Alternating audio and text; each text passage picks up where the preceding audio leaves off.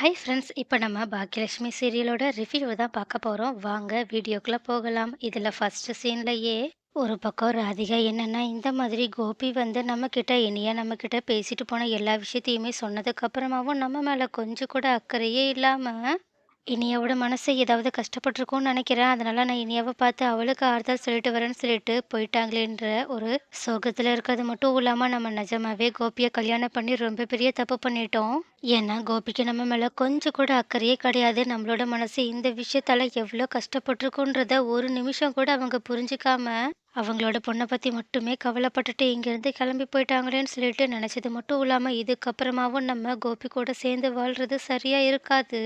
ஏன்னா, அவங்களோட வீட்ல இருக்கவங்களே நம்ம கோபியோட லைஃப்குள்ள வந்ததுக்கு அப்புறமா தான் அவங்களோட குடும்பமே இப்போ கஷ்டப்பட்டுட்டு இருக்க மாதிரியும், சண்டை போட்டுட்டு ரொம்பவே மோசமான நிலைமையில இருக்க மாதிரியும் பேசுறாங்க. ஏன் அவங்க பேசுறது மட்டும் இல்லாம, இந்த ஊரே இப்போ என்னால தான் அவங்களோட குடும்பமே இப்படி ஒரு நிலைமையில இருக்குன்னு சொல்லிட்டு பேச ஆரம்பிச்சது மட்டும் இல்லாம, நான் தான் வேணும்னே கோபிக்கு இது எல்லாத்தையுமே செய்ய சொல்லி பிளான் போட்ட மாதிரி பேசிட்டு இருக்காங்க. அது மட்டும் இல்லாம, இந்த விஷயத்தால என்னோட பொண்ணோட வாழ்க்கையுமே வீணாக நெறையவே வாய்ப்பு இருக்கு. அதனால நான் இதுக்கப்புறமா வேற யார பத்தியுமே கவலைப்பட போறதில்ல. எனக்கு என்னோட பொண்ணு மட்டும் இருந்தா போதும். அதனால இந்த கோபி என்னோட லைஃப்ல தேவையே இல்லன்னு சொல்லிட்டு ஒரு ஸ்ட்ராங்கான முடிவு எடுத்தது மட்டும் இல்லாம, எதுக்கும் இத பத்தி மயூ கிட்ட கேட்டுறலான்னு சொல்லிட்டு மயூ கிட்ட இந்த மாதிரி கோபிய பிரிய போற விஷயத்த பத்தி சொல்ல, உடனே மயூவுமே ஃபர்ஸ்ட்டு இந்த மாதிரி அவங்க அம்மா சொன்னத கேட்டுட்டு ரொம்பவே ஷாக் ஆனாலும், இன்னொரு பக்கமும் கோபி அவங்களோட பசங்களுக்காக நடந்துக்கிற எல்லா விஷயத்தையுமே யோசிச்சு பார்த்துட்டு, அவங்க மேல இருக்கிற அக்கறையில பாதி கூட நம்ம மேல அவங்க வைக்கலையேன்னு சொல்லிட்டு யோசிச்சது மட்டும் இல்லாம, சரிம்மா நீங்க என்ன முடிவெடுக்கிறீங்களோ, அத நான் முழுசா ஏத்துக்கிறேன். ஏன்னா, அப்பாவால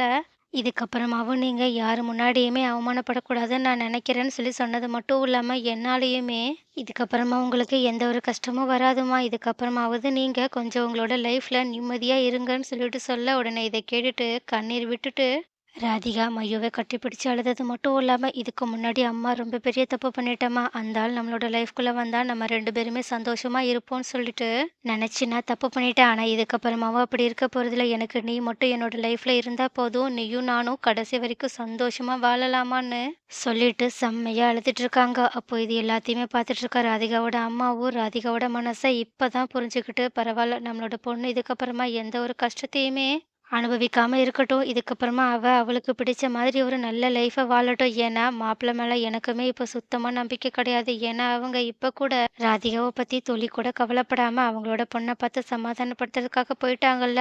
அப்படின்னு சொல்லிட்டு யோசிச்சு பார்த்துட்டு அவங்களுமே ராதிகா எடுத்த முடிவு சரியான முடிவுதான்ற எண்ணத்துக்கு வந்துட்டாங்க. ஆனா, இன்னொரு பக்கமோ இது எதுவுமே தெரியாத கோபியோ இந்த மாதிரி இனியாவ தனியா கூப்பிட்டு பேசிட்டு அவங்கள சமாதானப்படுத்திட்டு அவங்கள வீட்டுக்கு கூட்டிட்டு போய் விட்டுட்டு, அவங்களோட வீட்டுக்கு வந்துட்டுருக்காங்க. ஆனா, இந்த மாதிரி இனியா, கோபி கூட வெளிய போயிட்டு வீட்டுக்கு வந்தத பார்த்த செல்வியும் ரொம்பவே கோவமா, இந்த மாதிரி அந்த ஆள் அக்காவோட வாழ்க்கையில என்னெல்லாம் பிரச்சனை பண்ணான்னு சொல்லிட்டு உன்கிட்ட சொன்னதுக்கு அப்புறமாவும், நீ எதுக்காக பாப்பா கொஞ்சம் கூட புரிஞ்சுக்காம அந்த ஆள்கிட்டயே போய் பேசிட்டு இருக்கன்னு சொல்லிட்டு கேட்க, உடனே இனியாவும் கொஞ்சம் கோவமா, "நான் என்னோட அப்பாவ பார்க்கறதுக்காக போயிட்டு வந்தேன். அத பத்தி கேள்வி கேட்க நீங்க யாரு?" அப்படின்னு சொல்லிட்டு கேட்க, உடனே இத கேட்டுட்டு பாக்கியா ரொம்பவே கோவத்தோட, "போதும் இனியா, இதுக்கப்புறமா செல்வி கிட்டலாம் நீ இப்படி பேசுற வேலைய வச்சுக்காத. அது மட்டும் இல்லாம நாங்க சொல்றத நீ என்னைக்கு கேட்டுருக்க? உனக்கு பிடிச்சத நீ செய்யின்னு சொல்லிட்டு நான் ஏற்கனவே உனக்கு எல்லா சுதந்திரத்தையுமே குடுத்து தான் வச்சிருக்கேன். அதனால நான் உன்ன கண்டிப்பா இந்த விஷயத்துல எதுவுமே கேள்வி கேட்க மாட்டேம்மா. ஆனா செல்வி தான் என் மேல இருக்க அக்கறையால உன்கிட்ட இந்த மாதிரி கேட்டுட்டா. அதனால அவளுக்கு பதிலா நான் வேணா மன்னிப்பு கேட்டுக்கிறேன்னு சொல்லிட்டு இனியா கிட்ட மன்னிப்பு கேட்டது மட்டும் இல்லாம செல்விகிட்டயுமே, "இனியா என்னதான் இருந்தாலும் இப்படி பேசின்றது தப்புதான். அதனால செல்வி தயவு செஞ்சு அவளுக்கு பதிலா என்ன மன்னிச்சிருன்னு" சொல்லிட்டு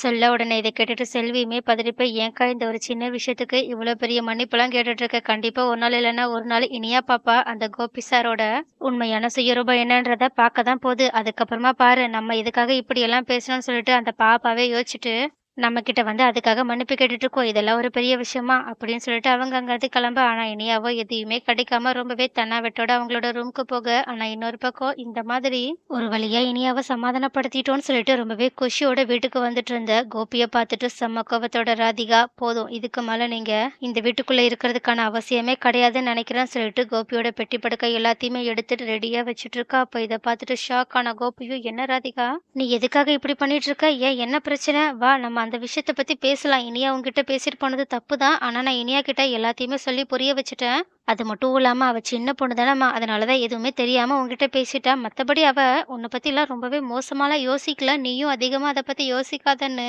அவங்கள எல்லா விஷயமுமே முடிஞ்சதுக்கு அப்புறமா சமாதானப்படுத்த ட்ரை பண்ணேன். ஆனா, இதனால இன்னுமே கோவமடைஞ்ச ராதிகாவும், எனக்கு நீங்க எப்ப தேவைப்பட்டீங்களோ, அப்ப என் கூட சுத்தமா இல்ல. அது மட்டும் இல்லாம நான் எவ்ளோ கஷ்டத்தோட இருந்தேன்றத பார்த்ததுக்கு அப்புறமாவும் நீங்க உங்களோட பொண்ண பார்க்கறதுக்காக போயிட்டீங்க. அது மட்டும் இல்லாம, இப்ப தான் நான் ஒரு விஷயத்த நல்லா புரிஞ்சுக்கிட்டேன். உங்களுக்கு என் மேலலாம் அக்கறை இல்ல. அந்த பாக்கியாவ பழி வாங்கணும். அது மட்டும் இல்லாம பாக்கியா கூட சேர்ந்து வாழ பிடிக்கல. அதனால தான் அவங்கள வெறுப்பேத்துறதுக்காக என் கூட வந்து வாழ்ந்துட்டு இருந்திருக்கீங்க. ஆனா, என் கூட வந்ததுக்கு அப்புறமாவும் அவங்கள மறக்க முடியல. அவங்களோட குழந்தைகளையுமே மறக்க முடியல. அதனால தான் இப்போ என்னோட பொண்ண கூட நீங்க சுத்தமா கண்டுக்கிறதே இல்ல. ஏன்னா சொல்லப்போனா, இவ மேல இருக்க பாசத்த விட உங்களுக்கு அவங்க மேல தானே பாசம் அதிகம். அதனால நீங்க அவங்க கூடயே போயிடுங்க. இதுக்கப்புறமா நாங்க தனியாவே வாழ பழகிக்கிறோம்னு சொல்லிட்டு, நான் உங்களுக்கு டிவோர்ஸ் குடுக்க போறேன்னு சொல்லிட்டு, அவங்க பாட்டுக்கு கோப்பி என்ன சொல்ல வராங்கன்றத கேட்காமயே கதவ மூட, அப்ப இந்த மாதிரி ராதிகா சொல்லுவாங்கன்னு சொல்லிட்டு கொஞ்சம் கூட யோசிக்காத கோபியும் ரொம்பவே ஷாக் ஆயிட்டு போய் நடுத்தெருவுல தன்னோட பெட்டி படிக்கையோட நின்னுட்டு இருக்காங்க.